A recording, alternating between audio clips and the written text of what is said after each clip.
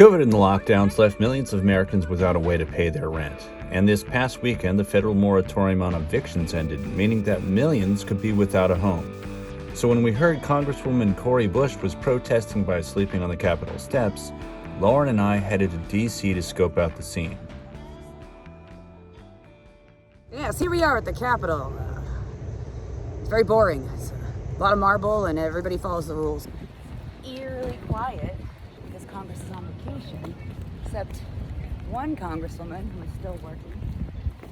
When we arrived, Cori had just headed out to take a break, so we spoke to the people on the scene to see what was happening. So how long have you been out here? I've been here since Friday night, actually. I was sitting on my couch Friday night watching the Olympics and then scrolling through Twitter when I saw Cori Bush's account tweet that she was at the Capitol protesting the expiration of the eviction moratorium. So I initially was like, this is so cool. This is like something that I can actually like go to, like, well, I bike there, but I could actually just walk over to the Capitol and like help out with this. But we made the best of it over the weekend. And now that we're back in the regular business week, we found out this morning from Capitol Police that we were supposed to, they told us to get rid of all our snacks and food and supplies because they wanted to make sure that no part of this was a demonstration. A bit hypocritical of the cops considering January 6th, but the protest was merging with something at Union Station, so we headed that way. You plan to be camping out on the steps with Congresswoman Cori Bush as well? As much as possible. Once the moratorium is lifted, I think it was lifted the other day, Yep. You know, a lot of people are facing eviction. When the market crashed in 2008, I lost my home. And I know what it feels like. For me, I'm concerned also with the student loan crisis, with student debt. I feel like right now that Congress owe us a due diligence to pass the Voters' Rights Act. We're talking about rights for immigrants. We're talking about preserving and maintaining voting rights. Here is everyone have freedom of speech, freedom of voice, freedom of everything. But some people trying to take away that one. But elect our President Joe Biden. And you think Joe Biden's doing a good job for you? Yeah, he's trying to doing a good job. Okay. You think people have kind of slowed down since Biden got in? So I think sometimes when we feel relief, we let up pressure and we forget that there's still work to do. I do think Biden should pardon Snowden and others. I think that we should consider Assange too. And I think part of the problem is that he's probably going to wait till the end of his term so that he doesn't get into a controversy if he does something like that. And it's political calculus. We are live in D.C., where voting rights activists have blocked a street and are now being threatened with arrest. Among the arrests were Reverend Jesse Jackson and the Reverend William Barber. Before that was over, we got word that Cori had started a new press conference, so rushed back to the Capitol.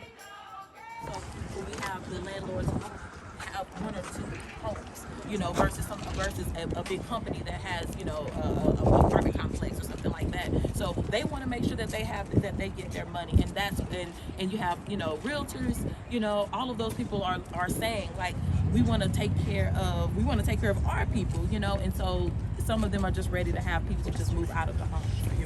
I think the problem of not just red states, but even states like New York delaying the process of disbursement of these funds speaks to the fact that the next time we reauthorize, the next time that we extend the eviction moratorium, which I hope to happen very shortly, we need to make sure that legislatively we make it very easy or easier for landlords to get money directly. But we've got to do something. In the meantime, the White House has to extend the moratorium to make sure that people don't go onto the streets. On the campaign trail, Joe Biden promised $2,000 checks to take care of people during COVID, and this is how he responds. It seems like it would be common sense that this would be taken care of. Well, what do you say to the people that haven't even gotten those checks and just got nothing?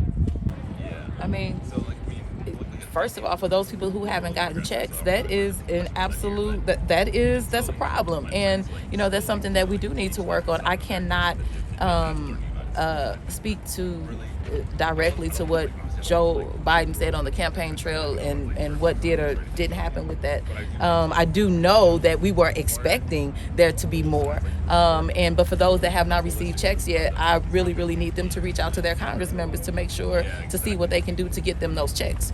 And at this point, they're not going to get to Joe Biden to get that rectified. So we need them to reach out to where we can actually make sure that they receive those funds.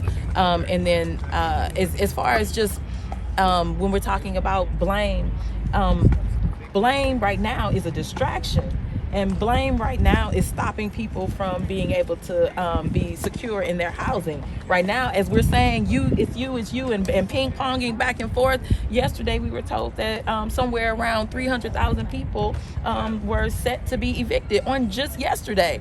We had people reaching out to us saying that they were receiving pay or vacate notices a week and a half ago, days ago, that were they gave them 3 days or 5 days, enough to get them to August the 1st so that they could be put out yesterday. So this is urgent. We need people to understand the urgency of this moment, and whatever we have to do.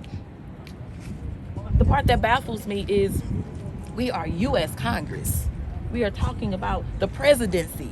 We're talking about people who soak in this work. This is what we do. This is what we do. We get paid to do this, and so we have to make this. We have to make this happen. No diss to the PTAs. PTAs get the work done, but this is not the PTA. Like, this is not the PTA coming in taking care of this. These are people who are paid to represent. So because we're paid to represent, we signed up to represent. We swore an oath to represent. We have to do that for every single person in our districts, in our states, and in this country.